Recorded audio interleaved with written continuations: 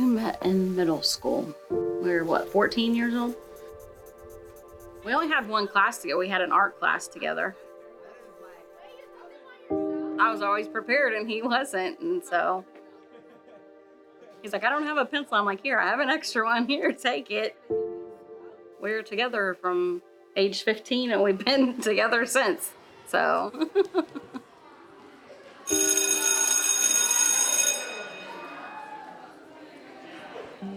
I got pregnant when we were 16 years old. 16. We were both scared out of our minds and like, what are we gonna do?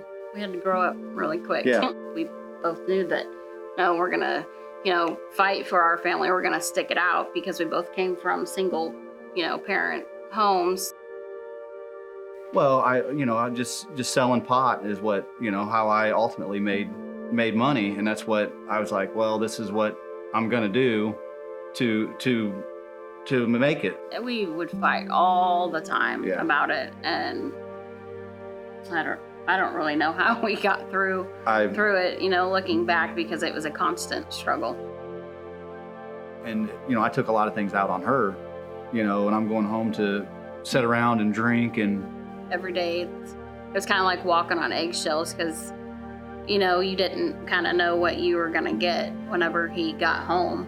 I didn't have nothing to give. What I had to give, she didn't want, because it was frustration and anger.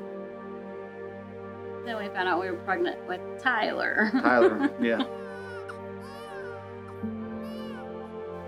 Then whenever he was born, Bobby saw him and went with Tyler, and I'm just like, okay. And that was when I said, hey, enough's enough. I want to do better. I want to be there for my kids. I need to change my life. That's whenever I started framing houses. And the first time, I guess, I met Ed, I was going to do a job for Ed. And, we kind of took off from there, and it was kind of like a business relationship. I mean, he just kept on at me and like, hey, come to church, man, come to church. It's like, yeah, hey, we'll just go and check it out. I've never seen so many people smile in my life. Honestly, it was kind of awkward, really. It was for me. For me, it was because I'm not a big hugger, and everybody's like, oh, hi, and smiles and hugging, and I'm like, oh, we're hugging, yeah, we're doing this. Lex came up and gave me a big hug. I'm like, man, what are these people, what are they giving these people? Are they okay? Or it still felt good to be like, that was a loving hug, like, right. Hey, it's good to see you, hug. Even like worshiping, it was just something that opened my heart up and ultimately, kept me coming back. Yeah, Ed invited me in, I believe, April of 2018 to the Stronger Men's conference. The second day, that was the day that it's like, it hit me. I felt God's presence there. I stood up in front of 8,500 people, and I felt it like it was me by myself. I ultimately surrendered my life to God, and I remember coming home, and I told my wife, I said, I surrendered my life to God. All you have to do is just ask him, and he'll be there. And she's like, so I remember us we got on our knees at the foot of our bed. Yeah.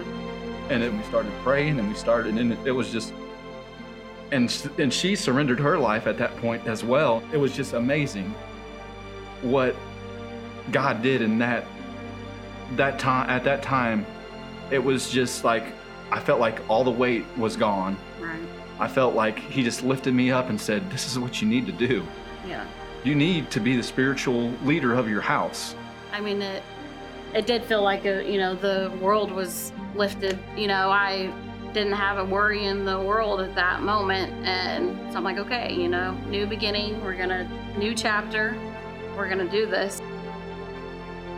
Now that we come to have that relationship with him, I want to ultimately to know Jesus more. I want to love like Jesus. I want everybody to experience what I have experienced.